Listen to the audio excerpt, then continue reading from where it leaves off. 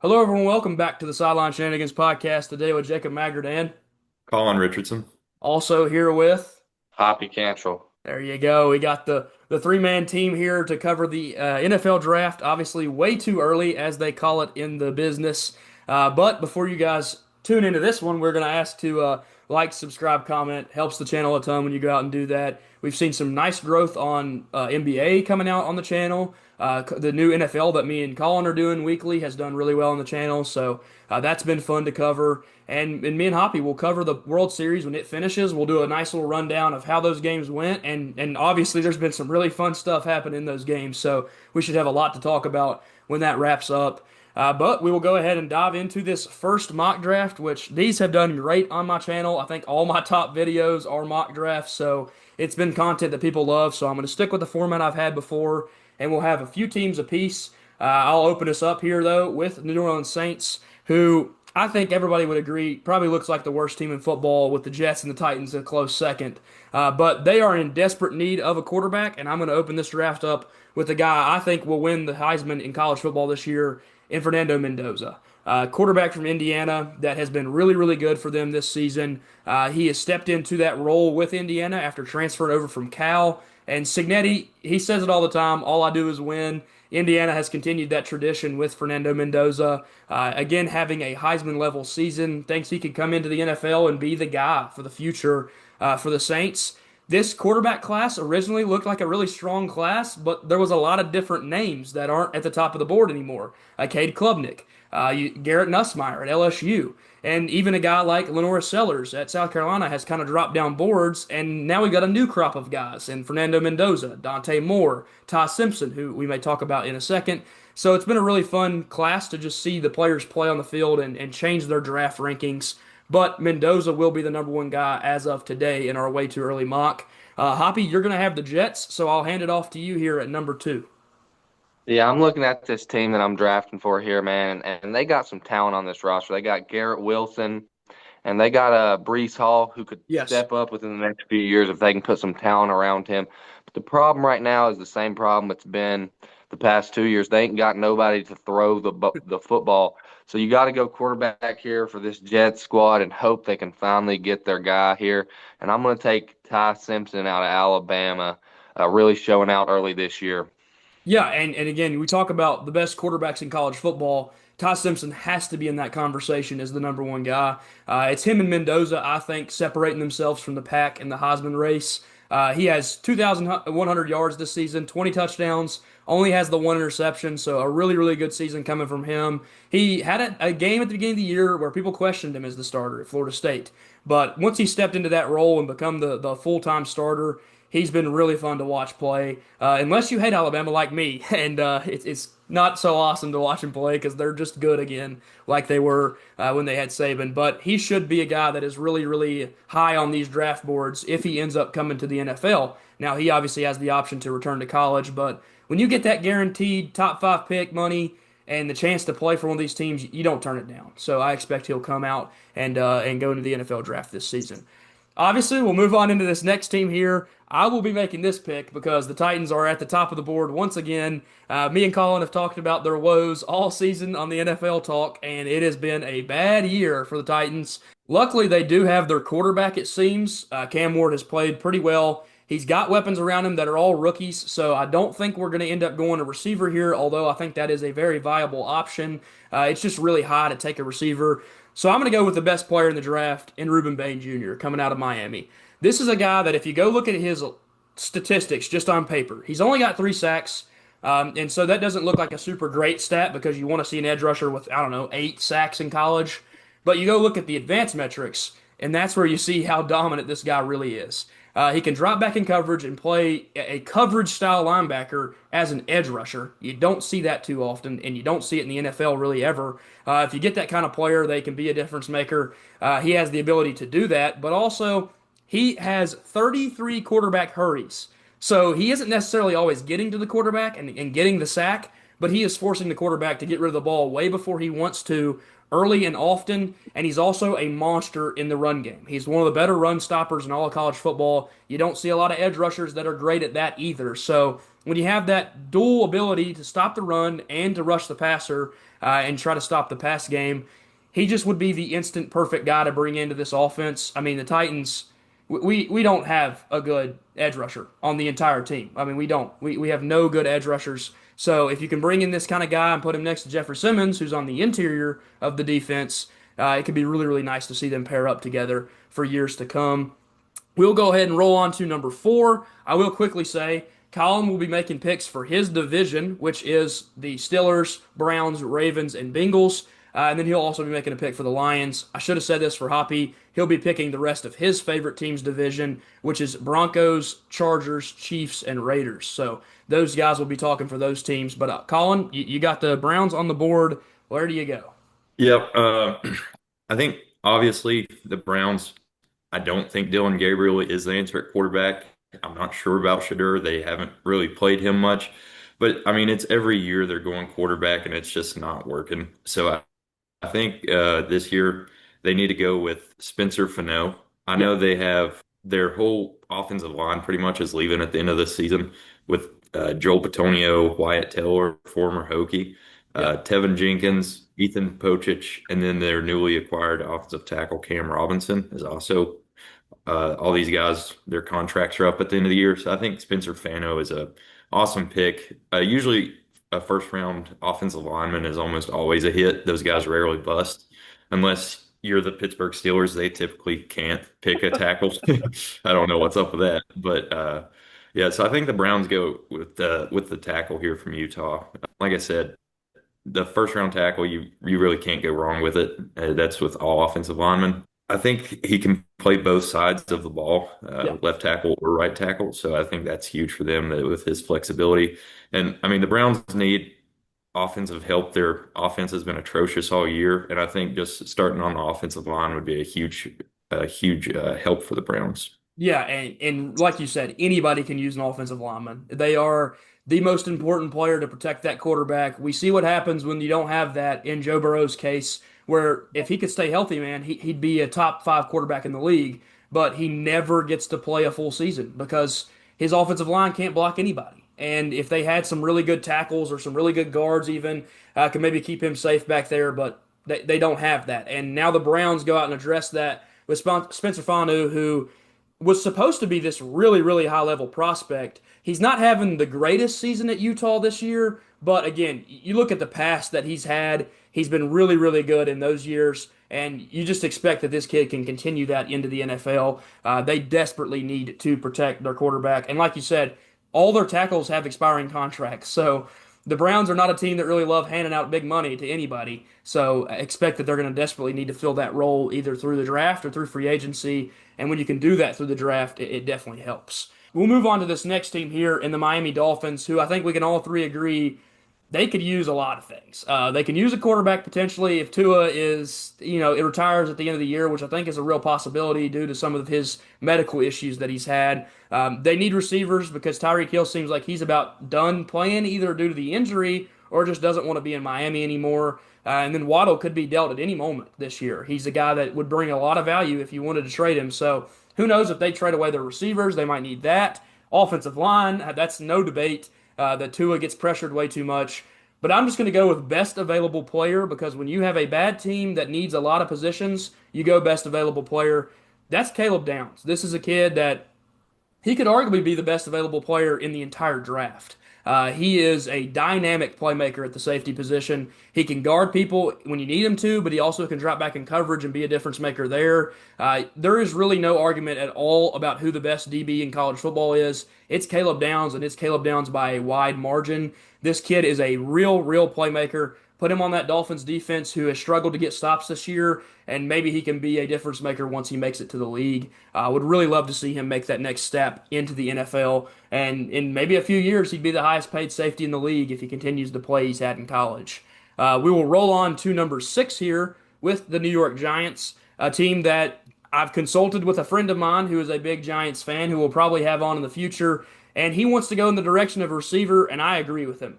With Malik Neighbors going down with that season-ending injury, who knows what kind of player he ends up being after the injury? Those kinds of injuries can end a career. I hope it doesn't, but if that happens, it would be really scary. And then other than that, man, do you want Darius Slayton starting real minutes on the outside for you? I don't think so.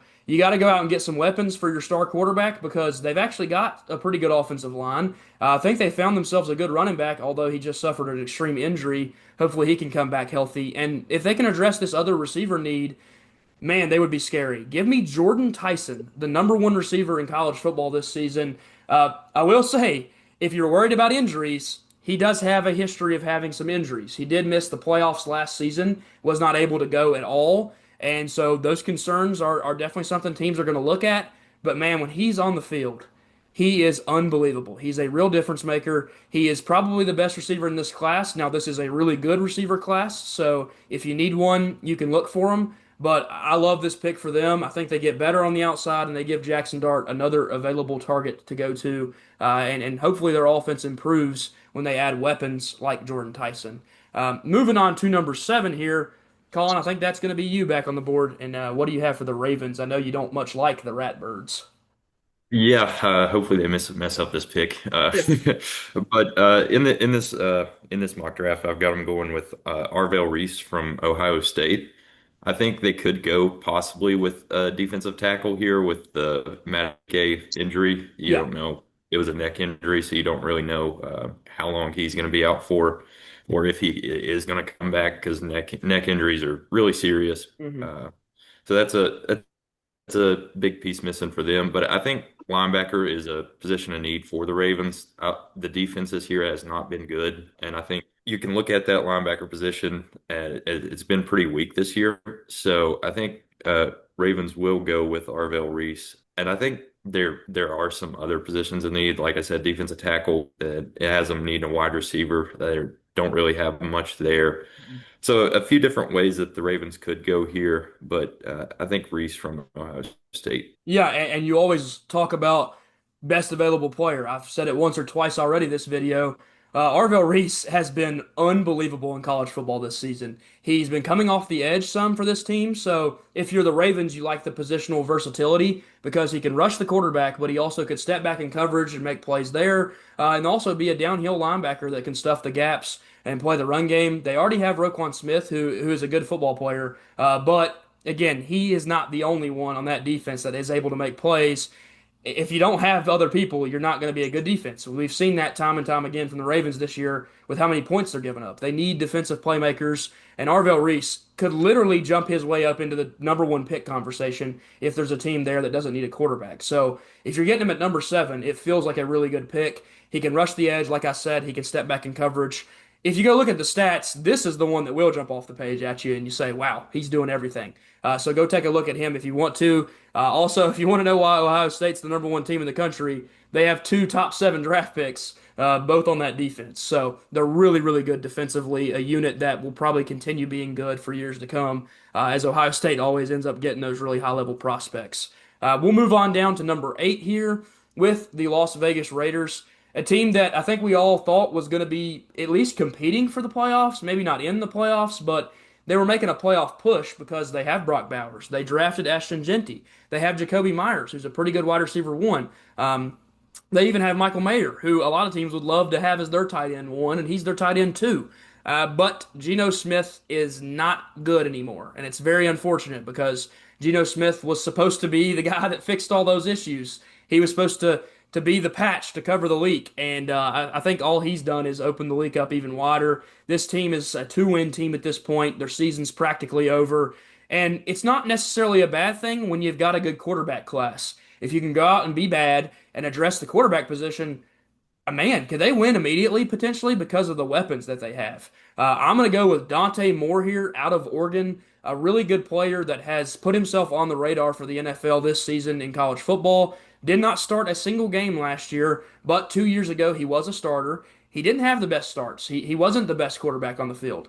But now he's taken over at Oregon, and he's been put in a situation where he can succeed. And man, has he done that. He was a guy that was leading the Heisman race until they lost that game early in the season. And with him up at Las Vegas, who knows? He's going to have playmakers left and right with Brock Bowers and all those names I mentioned before.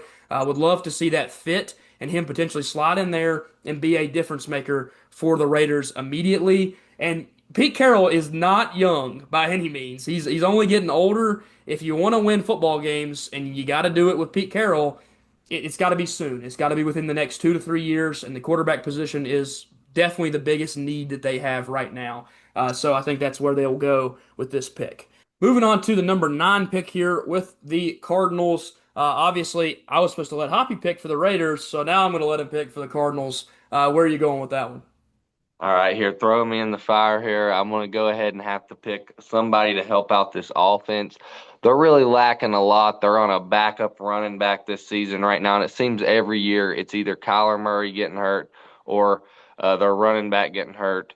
And I'm just going to take a O lineman to protect him in Francis Mayagoa.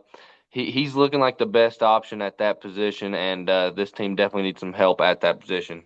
Yeah, and if you remember last year, me and you talked about them going out and drafting Josh Simmons because you loved him so much in the process, and they ended up not doing that. So the offensive line position is still an issue that they have.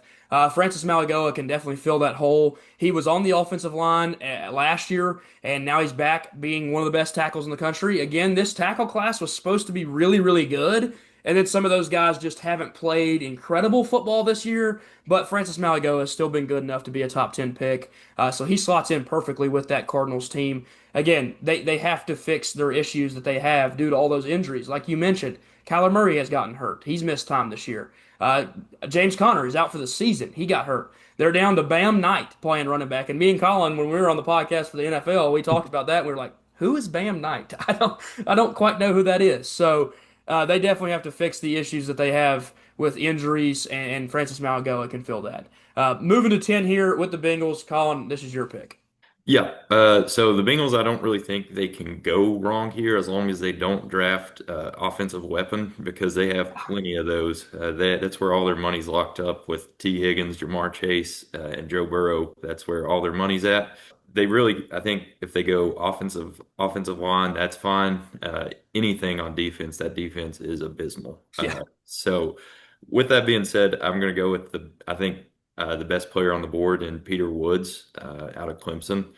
I think that they have no pass rush there in Cincinnati, and they can't stop the run either. So I think getting a big interior defensive lineman would be really beneficial for the Bengals here. And I think it's great value at pick 10 as well. Yeah, this is a guy that arguably could go inside the top five. It's just the positional value of an interior defensive lineman might not be as high as an offensive tackle or an edge rusher. And so those guys might get drafted ahead of him. But for the player and who it is, the Bengals are going to be very happy if they get Peter Woods at 10. Like you said, he is a game wrecker on the interior, a really good defensive lineman in the pass rush, but also in that run stopping game. He's a big body that takes up a lot of space. And the Bengals, like you said, they have such a bad defense. I mean, if they could fix their offensive line and then just get some sort of defense on the field, they would be a Super Bowl contender every year. But they haven't done it, and every year it seems like they stray farther and farther away from fixing those two positions because they had to pay so much money to chase Higgins and Burrow, like you said. So Peter Woods, that's how you go out and do it because if you draft them, they're cheap, and you can play them for 4 years on a cheap contract before you have to pay them, and he can come in and immediately be a starter for them and be a difference maker on what is a really rough defensive line for the Bengals. Moving on to pick number 11 here with the Rams, of course, getting this pick off of last year's draft where they made the trade with Atlanta, which everybody questioned because Atlanta went out and moved a future first for moving back into the first round. And now Atlanta is not having a good year. Me and Colin have talked about it. They are the most unpredictable team in all of college football, or all of the NFL, I should say.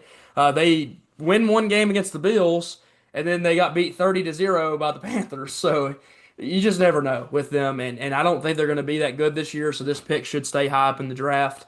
When you get the Rams picking here, one position that they desperately need to address after Jalen Ramsey left a few years ago is the cornerback position. There's a couple of really good corners on the board. Jermon McCoy could go here. He's a guy that, of course, had a really good 2024, but he's not been healthy in 2025. But Mansour Delane, sad to say it, as you can see the Tech flag hanging in the back, was a really good Virginia Tech corner that transferred to LSU and became an even better corner. He's actually a first-round pick now. So I'm going to go with Mansour Delane here to be drafted to the LA Rams. It will be a real difference maker for their defense. They're going to be able to go out and cover anybody with him as the lead corner. And if he does end up being picked by the Rams, I think that he will start day one. And I mean, truthfully, he could be the number one. And they don't have a really great secondary, and they used to be really, really good in the secondary. So those questions will have to be filled very, very soon for them. So I think they'll do that in this draft.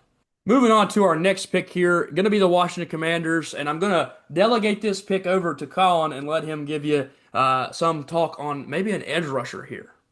Yeah, we've talked about it how Washington's defense this year has been really underwhelming. They had a really good defense last year Yeah. with Dan Quinn, and this year they had just been really struggling. We think it's probably due to some of the players getting older, and I think they can go with edge rusher here out of Clemson, TJ Parker. He racked up 16 and a half sacks his first 2 years with Clemson. He only has two this year so far. But I think he's really good in the obviously in the pass rush, being able to rack up 16 and a half sacks in 2 years. And then he's really good in the run as well, which I think Washington can really use a piece like that on their defense with all the struggles they've had this year.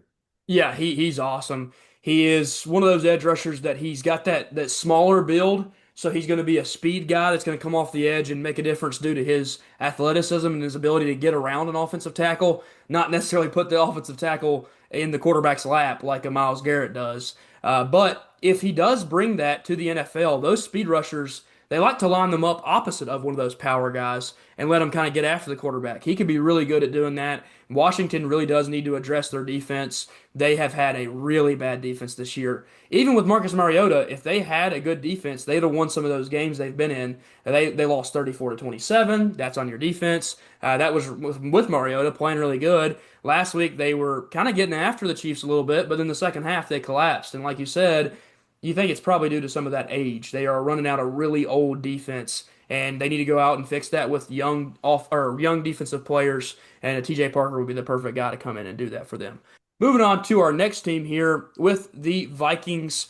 We've talked about it a lot this year. Quarterback is a big question mark for this team, but they took their quarterback of the future when they drafted J.J. McCarthy. Although he hasn't been healthy and he hasn't been able to play, it's not something they're going to be aiming for in this draft.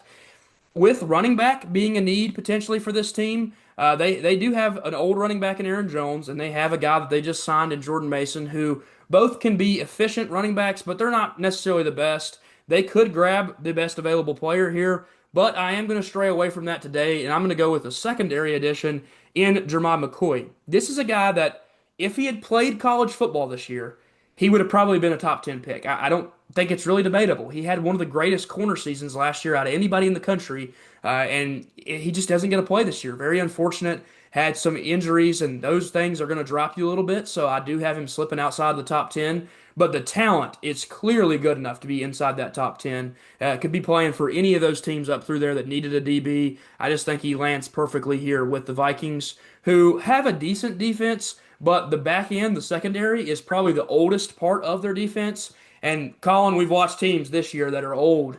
It doesn't necessarily work too well when you got a bunch of old secondary pieces.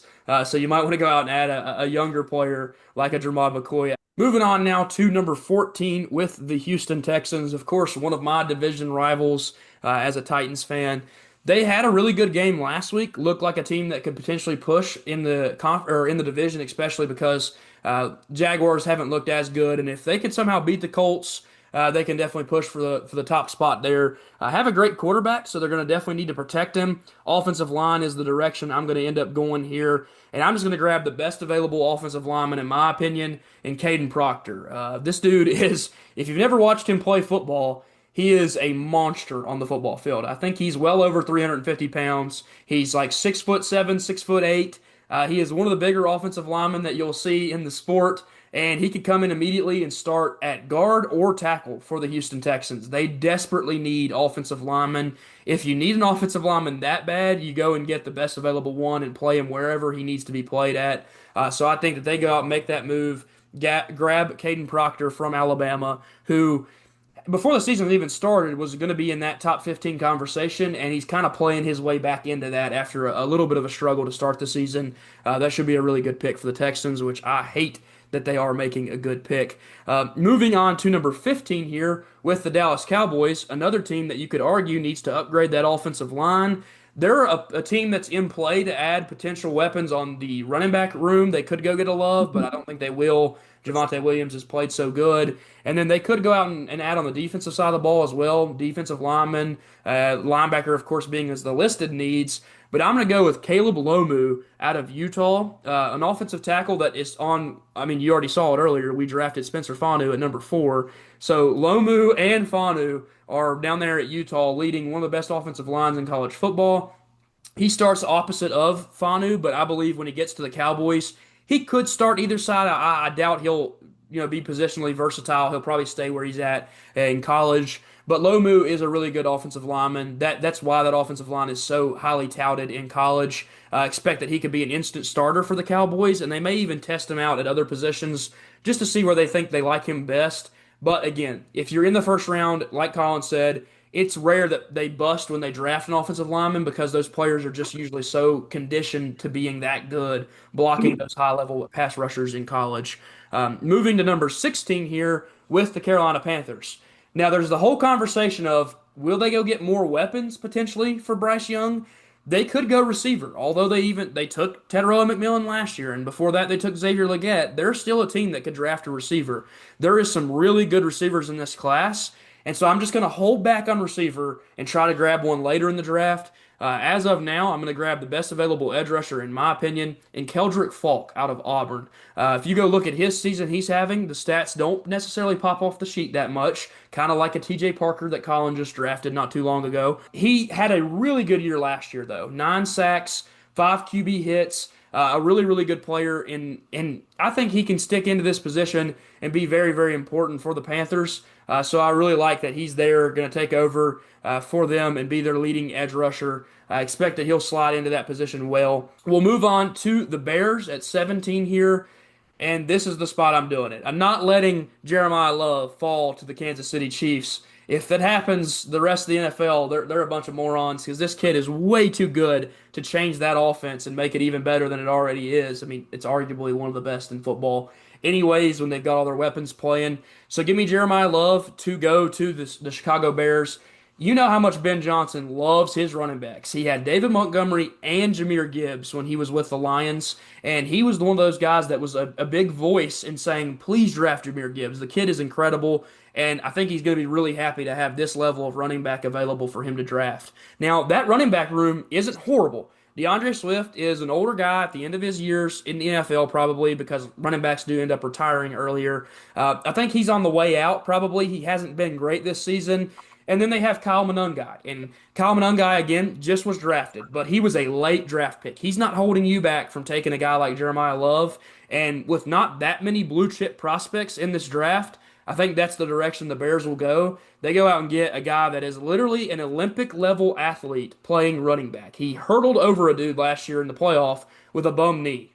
I mean, he jumped off one leg and cleaned a dude, completely jumped over him. So when you're getting that level of athlete that can play the running back position, I think Ben Johnson's going to like him way too much to pass up on him.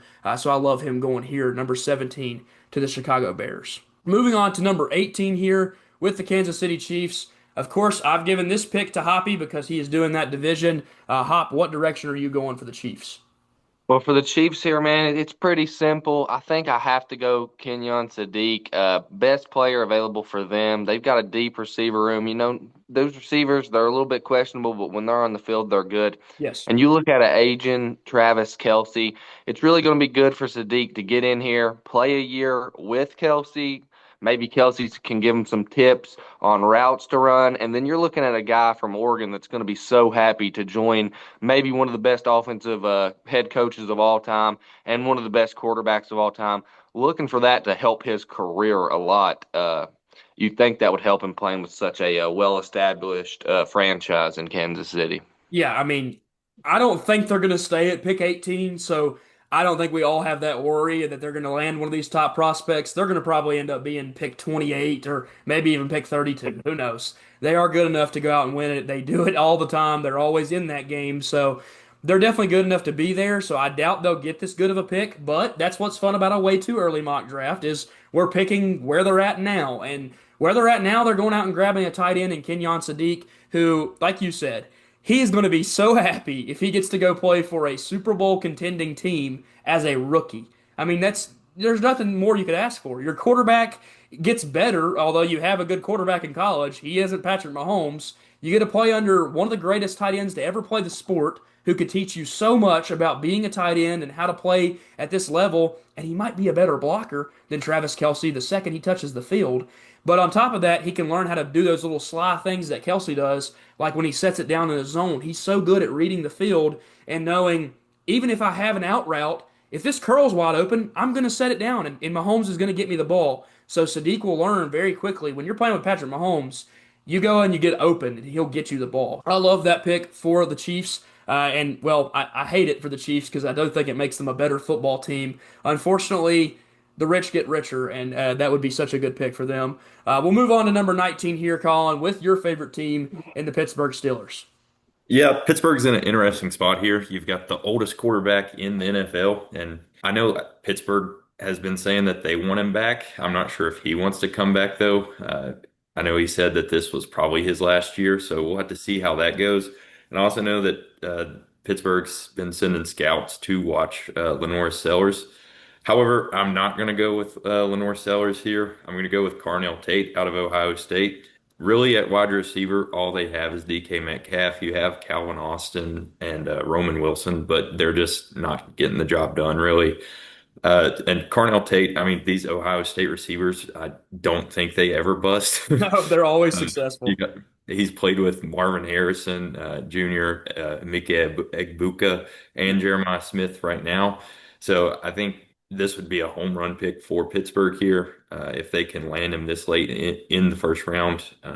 And who knows, with the way Pittsburgh's playing right now, they might not be picking this late in the first round. So we'll have to see about that. But yeah, I like Carnell Tate here. Yeah, and arguably the two biggest needs for them is if Aaron Rodgers retires, it's quarterback and receiver. And I'm not going to just dismiss that they drafted Will Howard last year. He's a guy that they love in Pittsburgh. They really want him to be the next guy. And you know how well it works when you let Aaron Rodgers teach a guy. Look at Jordan Love. I mean, he's been incredible for the Packers since taking over. So maybe Aaron Rodgers can share some of that information that he has in that noggin. And there's a lot of it about the NFL. He's been playing for a long, long time, and he's been very successful. So maybe they have their quarterback in waiting and they think he's good enough.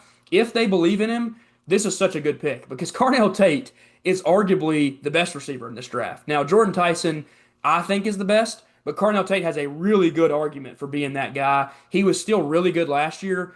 When you have that good of a player next to you and you still have a good season, and now you come into this year and you got another really good player playing next to you in Jeremiah Smith, I trust that Carnell Tate will have that opportunity to step up and be the guy for the Steelers. And again, they have DK, but Tate can separate and maybe actually get better matchups because people are going to put their best corner on DK, and Tate could step in and immediately be such a difference maker for the Steelers. And they truthfully, they really need that because they traded away Pickens before the year started, and that receiver room, like you said, Calvin Austin, Roman Wilson, those are not horrible receivers by any means, but they can't be your number two option if you want to have a really good passing attack. So I love that pick a lot for the Steelers. Moving on to our next one here. Of course, Colin, you're picking back to back, so you got the Brownies coming up. Who you got? With this one, I'm gonna go with Mekhi Lemon. The Browns obviously could go quarterback here, and there are some interesting prospects, but I think they can get some value at quarterback if they choose to go with a quarterback in this draft, which I'm not completely giving up on Dylan Gabriel. And also, you have Shadur Sanders, who they haven't even played him yet. So, but I think Mekhi Lemon's a really good pick here. Yes. He is a little undersized, but he can play in the slot and on the perimeter. So I think Jerry Jeudy for the Browns has been really disappointing this year. He Yeah. kind of started off the season pretty good, but the past few weeks he really hasn't done anything, and he's been struggling catching the ball even. So I think Mekhi Lemon would be really good. I mean, this Browns offense has been so bad this Yeah. year. The defense has been really, really good, but this offense has been terrible. So I think a draft where the Browns could pick up a great offensive tackle and a really good wide receiver would be huge for them. I think that could help with one of their quarterbacks, either Dylan Gabriel or Shadur Sanders, Yeah. getting another weapon and being able to protect him even better. I know in when they played Pittsburgh, They threw the ball 50 sometimes, and he was like quarterback pressure 16 times. So I know the offensive line struggles, and he has no one to throw the ball to. So I think they could fix two things, drafting a tackle and a receiver here. Yeah, and who knows if you do those two moves, you already have an awesome defense. Can that team get a lot better if those quarterbacks, develop over the season and during the offseason too? I think that'd be a really good draft for the Browns. I think they'd be happy with that first round if they grabbed a really good offensive tackle and then arguably that other guy that's in the conversation is the best receiver. That's your three top receivers that we just drafted, Tyson, Tate, and Lemon. I love him. He's been so good for USC. If you haven't watched USC play, go flip on the tape and watch this dude. Every single third down, they just throw the ball up and say, "Where's Makai Lemon? Catch the football." And he makes the plays. So when you have a guy that's that reliable, although, like you said, he's not a big receiver, he's not the fastest receiver, but he has the hands like a Larry Fitzgerald. And if you remember Larry Fitz, he had more tackles in his career than drops. If you got that kind of player, they can be that good. And it is so important. The number one thing is catch the football. Makai Lemon does that at a very high level. I love that pick for them. Moving on to the 49ers here at 21. This is a team that could go multiple ways. They need to address a couple issues. Their team is pretty good. They have their quarterback for the future. And then those weapons on the outside, if they get healthy, they're pretty good. I'm going to end up going on the other side of the ball and grab a defensive player, and Avion Terrell, cornerback out of Clemson. You look at all the Clemson players we've drafted in the first round, and you sit here and think to yourself, how the heck are they 3-4? It doesn't make any sense at all. This team was supposed to be one of the best teams in the entire country, supposed to be a competitor for a national championship. They just haven't done that. But it's not the players' issue. Those guys are playing their hearts out on the defensive side of the ball, and Avion Terrell is another player that is playing that well. He is one of the better lockdown corners in the entire ACC, arguably the best corner in the ACC. And if they go out and add this addition to their cornerback room, which is not an amazing group of corners, they have a decent cornerback room, but when you can get a top tier guy like Avion Terrell, you don't pass it up. He's not the same player as his brother. He's not that man on man lockdown corner, so you might not get those similar play styles, but he can still come out there and be a guy on the outside and match up with a lot of good receivers. So I love that pick for the Niners as they improve their defense. And Shanahan, of all people, can get a guy to play at his best level. We'll move on to number 22 here. Oh, at the Chargers. Hoppy, what's your pick? Yeah, this Chargers team, they're in a tough division here. They got to go up against the Broncos and of course, the Chiefs. And then, the Raiders, they're looking to improve as well. So I think it's going to be crucial for this team to get another defensive piece in there for these big, tight games. And I'm going to go with the one that I think has the most potential. David Bailey, you get him with some NFL coaches. They can really refine his game, and he might show out for this Chargers team. And I'm hoping he doesn't because the Broncos need to remain the best defense if they're going to win anything in that division. Yeah, and I love that you mentioned the defense because the Chargers are the one team that they desperately need to upgrade their defense. And it's not necessarily because of the lack of defensive talent. They scored the most points out of anybody on the defensive side of the ball last year. It's the fact that they have a lot of aging players. And those guys, once again, me and Colin have talked about it on the podcast, the older they get, the less they're able to affect the game. If you can go out and get a young buck and like David Bailey and let him come in and be a difference maker, you take the opportunity to do so, and you also get him on a pretty cheap contract compared to going out and signing one of the top free agents. So I love that pick for them. David Bailey comes over to Texas Tech, and now Texas Tech is one of the best teams in all of college football. They are at the top of the board. If they had their quarterback healthy, they'd still be inside that top 10. Love David Bailey, the difference he makes for that defense. That's probably the best part about that team. They have an SEC level defense playing in the Big 12. If you want to know why they've won a lot of football games, David Bailey is a huge part of that on the defensive side. Moving on to our next one here, we're talking about the LA Rams yet again, a team that can compete for a Super Bowl this year. Matthew Stafford, he's getting older, but I do think they're not going to go quarterback yet. I think he's going to play just a season or two more. He has been really, really good this year. As long as he doesn't get hurt, I expect he'll stay in the NFL. So I'm going to stray away from that position and go and grab him a piece to protect him in Vega Ione coming out of Penn State. Of course, this is a guy that on that interior offensive line has given up 0 sacks in the last 2 seasons, has been very, very good in college football. He started nearly 1,000 snaps last year, most of them at left guard, and like I said, gave up no sacks. Come into this season, obviously Penn State's not having the year they want to have, But Vega Ione is not the issue. This is a kid that can be going inside the top 20 to any of these teams that really need that interior offensive lineman, and the Rams are one of those teams. And if you're grabbing the best interior offensive lineman at pick 23, and that's a position of need, you're going to be really, really happy at getting him there. I love him falling to the Rams and just makes them an even better team while Stafford is still able to play at this Hall of Fame level. Moving on to number 24, going to be Colin. Like I said at the beginning, he's picking for the Lions. Who do you got here? With this pick, I'm gonna go with LT Overton. The Lions really need a center after Frank Ragnow retired kind Yep. of unexpectedly over the summer. LT Overton he's an edge rusher out of Alabama. So we saw last year when Hutchinson went down with his injury how much that hurt the Lions defense. So I think Overton, he might not be a day one starter, but even if he starts as a rotational piece and then he can develop into something, that would be really scary for the Lions to have two stud edge rushers. I know they just paid Hutchinson, so he's there for a while. Yeah. And then if they could add LT Overton and he develops into something, that would be huge for them. And then even if he's not an edge rusher, he is huge and he can play interior defensive line. So there's some versatility there. I know they have some needs at interior defensive line. So I think LT Overton will be a really good pick here for the Lions. Yeah, and I love exactly what you said there. This is a kid that has positional versatility, and if you can't get him on the field early as an edge rusher, maybe you can get him on the field early as an interior defensive lineman. He's a guy that he can be a difference maker, he can be a game wrecker. If you watch Alabama, there's a few players that stand out. LT Overton is one of those guys. But then there's games where he disappears and he doesn't have a good game and he gets in his head and he just doesn't play at the level he can play at. Luckily, the Lions have a really good culture right now. They have a team that is developing players at a high, high level. They turned Amon-Ra St. Brown into one of the best receivers in all of football. That kid was drafted behind 14 other receivers in that draft. They do well at developing players. I think LT Overton is a perfect fit in that situation, in that scenario. It would be a really, really good pick for the Lions, who can take on a project and develop him into one of those top tier players who he seemed like he was going to be at points in his college career. Just hasn't taken all the steps in the right direction. Maybe losing Nick Saban as your head coach could derail your career a little bit too. And so I think he's a real difference maker, comes in for the Lions, and again, helps out a team that they already are really good. It's just an extra piece that can make them even better. We'll move on to the Bills here at number 25. This is a team that they have defensive needs. They are really good on offense, except for they have a lack of receivers, truthfully. But all those super top tier receivers for me are gone. The top three aren't available. If one of them slipped to here, it'd be a quick trigger for me. I'd pull it and go with one of the receivers. But as of now, I don't love the receivers available. And I'm going to go with the linebacker position.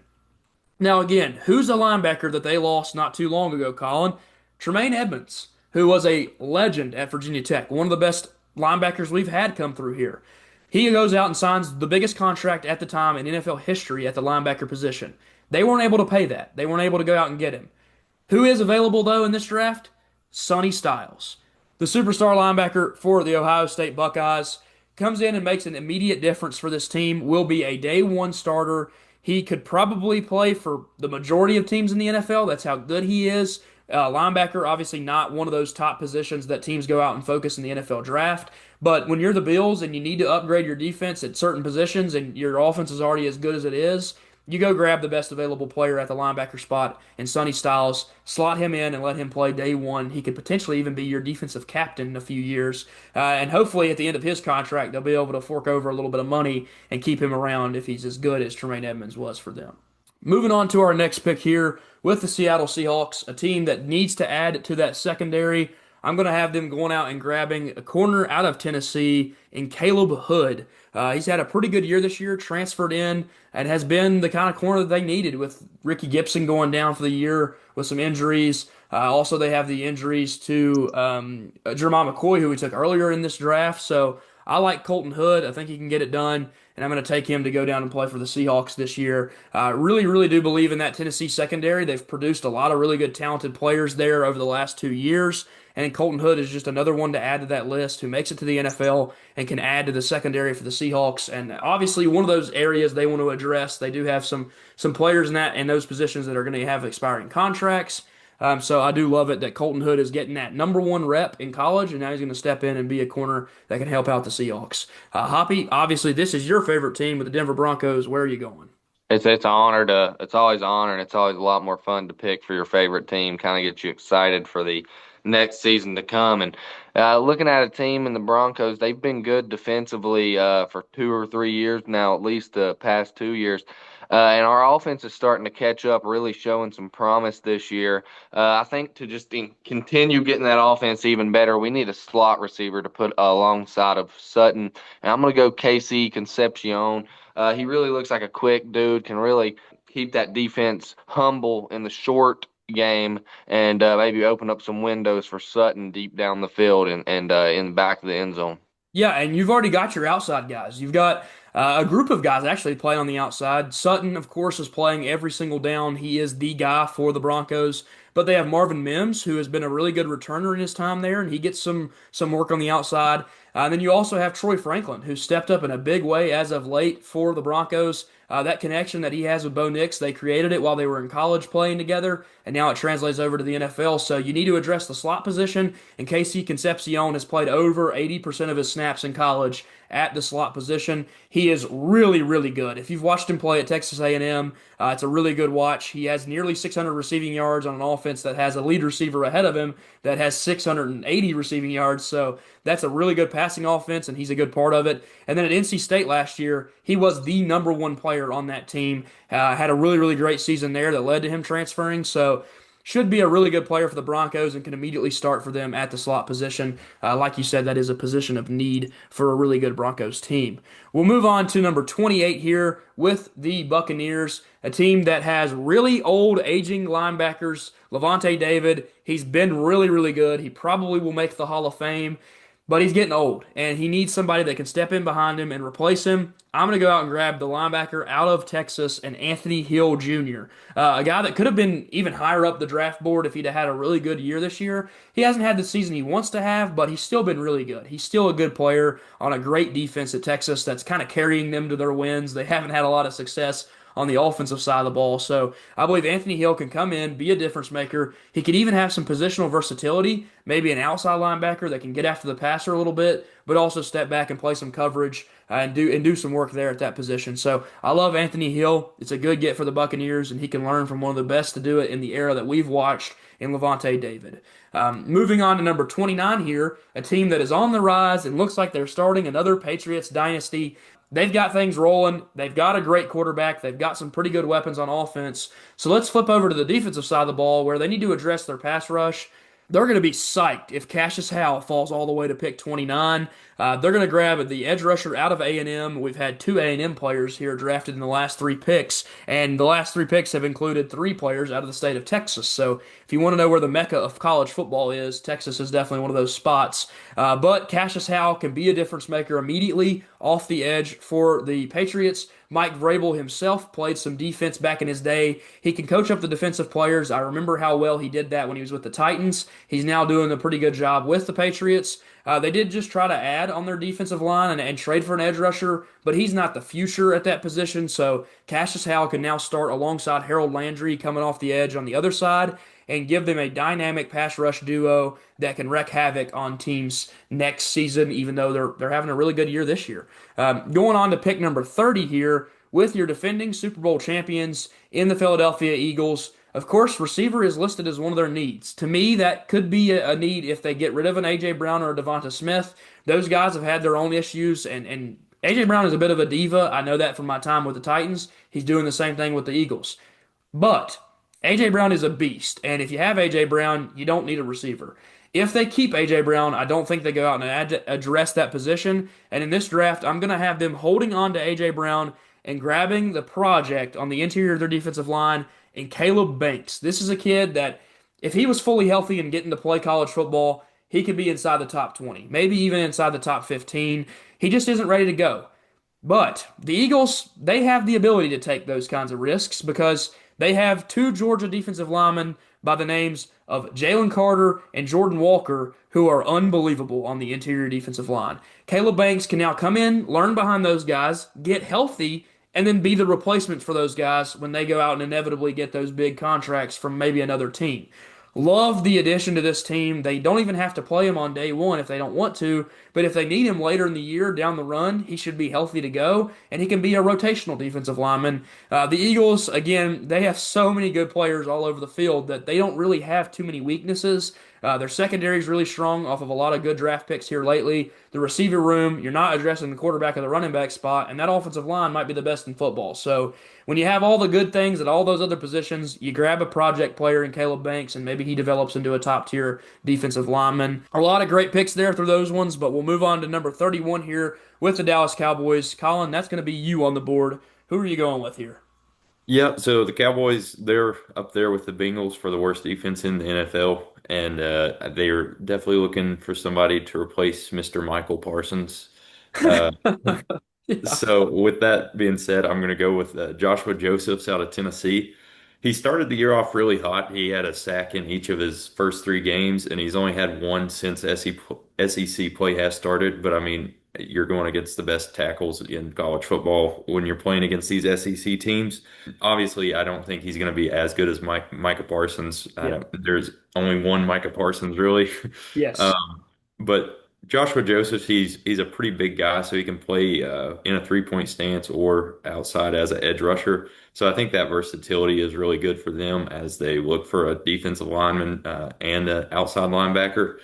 So I think this pick for the Cowboys makes sense. He's also forced three fumbles this year, which Yeah. is really important for an edge rusher. All of the best edge rushers always are at the top of the league in forced fumbles. So I think this pick for the Cowboys makes sense. Yes, and the Cowboys, man, I I just don't know what they were doing. The mistake that they made trading away Micah Parsons will not be it'll be questioned by everybody, I should say, that the fans themselves all hate it. Me and Colin just looked at it. They're playing Monday Night Football and the tickets are $18 because Cowboys fans are kind of revolting back against Jerry and saying, "Man, you got rid of our best player and you didn't you just because you weren't willing to pay him." Joshua Josephs isn't he's not Micah Parsons. But this is the pick you got for Micah Parsons, so he better be that good. Otherwise, the fans are going to be even more upset. I hate it for Joshua Josephs because it's going to put a lot of pressure on him.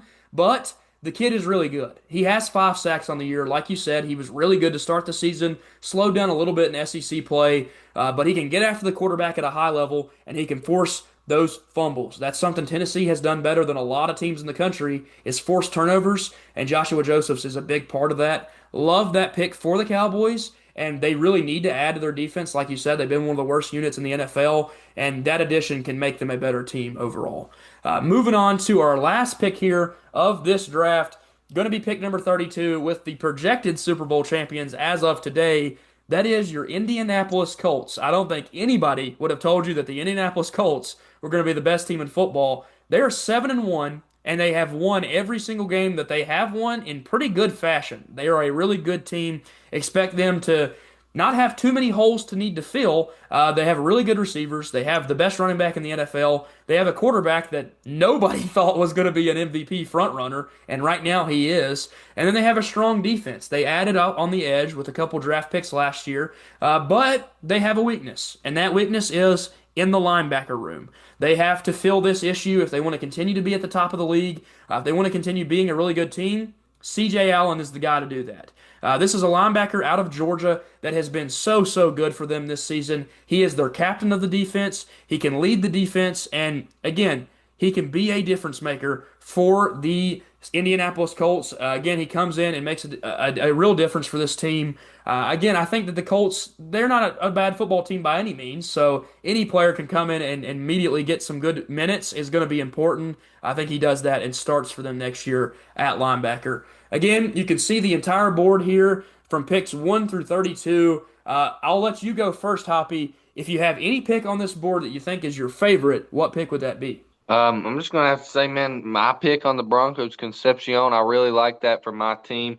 I've been saying it all year. Me and my dad talking. We really need someone to get all that pressure off of Sutton's back, and we have a few receivers that can play alongside him, but they do similar things to him, and we really need someone in that short game down in the Mile High City. Yeah, and I will ask you this question because you had your draft prospect you fell in love with last year. Is there any player on there that is Josh Simmons 2.0 for you? We're going to have to wait and see. I think there might be a player that's down there projected at pick number 50, and I haven't even got a chance to look at him yet, and that might be this year's gold pick from me. Yes. Okay, because I know that was obviously a big talking point last year is how much he loved Josh Simmons, and obviously he ends up going into the NFL as one of your favorite players from that draft. Colin, I'll let you look at the board one time. Do you have anybody that sticks out to you as your favorite pick for the fit and the team that they're on?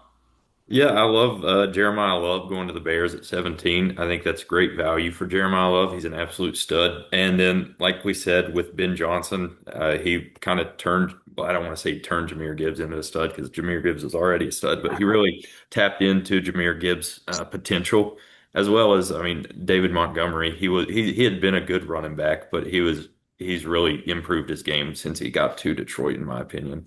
So I think Jeremiah Love getting into Ben Johnson's system would be incredible.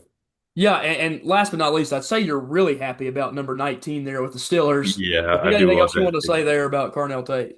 Yeah, I think if Pittsburgh can get Carnell Tate at 19 or wherever they're picking, I think that would be a steal. In my opinion, he is definitely one of the best receivers in the draft, if not the best receiver in the draft. Any of those, like I said, any of those Ohio State guys, they're always super good once they Yep. get into the league. So I think that would be a great pick for them. And I also want to say I like the Browns draft here, getting Yeah. a offensive tackle and a wide receiver. They're just in desperate need of any offensive piece, really, and I think they get two really good pieces in this mock draft. Yeah, and so quickly, I'll run through the picks that I love. The shout out of Jeremiah Love is phenomenal. That player in that system could literally be a top 10 running back in the NFL within a year or two. He just knows how to make his running backs look like superstars. He did it with the Lions. Not that those guys weren't talented, but he knew how to use them to perfection. And then this year, DeAndre Swift, a guy that has looked terrible the last couple of years, he taps into him and has him go for 100 yards in back-to-back games. So Ben Johnson, out of anybody, is the one guy. If you're a running back, you might want to play for him. So Jeremiah Love, who is the best running back in college football by a long shot, gets to step in there and play with the best running back coach in all of the NFL. Another pick that I really like. I'm going to prop up a couple players that are in the top 10, and it's not like those are really steals because they're in the top 10. But Arvell Reese to the Baltimore Ravens, I don't think they're going to end up being a top 10 team in the draft wise because I just don't think they're going to be that bad this year. But Arvell Reese could be the number one pick. And if you get Arvell Reese into Baltimore on a down year, that just makes them a team that could run it back and be really, really good next year if they're fully healthy. Arvell Reese is incredible. Please, if you have not, watch the Ohio State Buckeyes play football and watch the combination of Arvell Reese and Sonny Styles at the linebacker position. They are nasty on the defensive side of the ball. That's why that team is as good as they are. And then obviously, I'm going to give love to the Titans. If they land Ruben Bain at the third pick in the draft, he's the other guy that's in the conversation to be the number one player in this class. That'd be back-to-back classes where you had number one players in their classes potentially. I'd be very, very happy if we landed Ruben Bain. He could be an instant difference maker for the Titans off the edge. And again, if they go get him, you have to just make sure you have the rest of the team lined up to win a little bit more games next year. I don't think the Titans are anywhere near competing for the playoffs, but Ruben Bain puts you in the right direction on the defense. And it's kind of funny that it could potentially be one Miami guy at quarterback and one Miami guy at edge rusher that tries to change the future of the Tennessee Titans. In the past, it's not been so bad to take some of those Miami guys. They've worked out in the NFL pretty well. A couple of them just so happen to be Hall of Famers. We will end it all right here with the board you're looking at. Again, thank you guys so much for joining us this week. This mock draft I've been hyping up. I think we had a pretty good time here.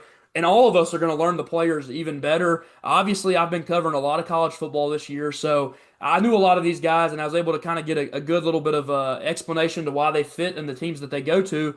But the more and more we do these drafts, the more and more that all of us will learn about the players, and it gives us a better chance to understand what these guys could do for the teams that they end up going to in the NFL. And then for all of us, because we all play some fantasy football, watching out for all these quarterbacks, receivers, running backs, and tight ends that could be future picks for our fantasy football teams is also pretty fun. Again, Hoppy, if you have anything else you want to add, do so now. Broncos country. Let's ride. Yes, that is iconic. And we can roll on to Colin here, who had the same experience with that quarterback. Colin, your thoughts? Yeah, he definitely did not ride with the Broncos or the Steelers. That was a terrible experience with him at quarterback. Uh, Yes. yeah, but like I said, go Steelers. Hopefully they can get Carnell Tate in this draft. I would absolutely love that. Yes, he would be a home run pick for them. They need that receiver, and I think he's going to be a superstar. Again, there's some fits for teams that just feel perfect, fit like a glove. Carnell Tate with the Steelers feels like one of those kinds of picks. Again, last but not least, if you guys enjoyed the NFL content, me and Colin do a video every single week on Wednesdays. If you enjoy NBA, me, Hoppy, and Joey, who's been on the channel before, will be doing some NBA coverage weekly. And if you like college football, that's how this channel was started. That's how this channel is going to keep going. I do 2 times a week college football videos, so watch out for those. And this is kind of the fun in between of college football and the NFL. You get the guys that are taking that next step into the NFL, and I've covered a ton of these players. So last year when we did our mock drafts, it was really fun because I knew all those names and I knew their statistics and I'd watched them play. And so that was really cool. So I'm learning a lot of these guys this season and getting to watch them play on the field and see how they'll fit in with all these teams. Again, thank you guys so much for joining us. We will see you guys again at some point during the off season or during the college football season. We might do another mock draft, but there's not too much that changes, honestly. And maybe we'll wait towards the end of the season when we've got a better thought about where these teams are going to be at because this is literally going to change next week. All those teams are going to be in different spots probably, so we won't really know where they're going. We'll see you guys again, hopefully again on Wednesday for the NFL talk and some more college football talk. Thank you guys so much, and peace. Peace. Peace.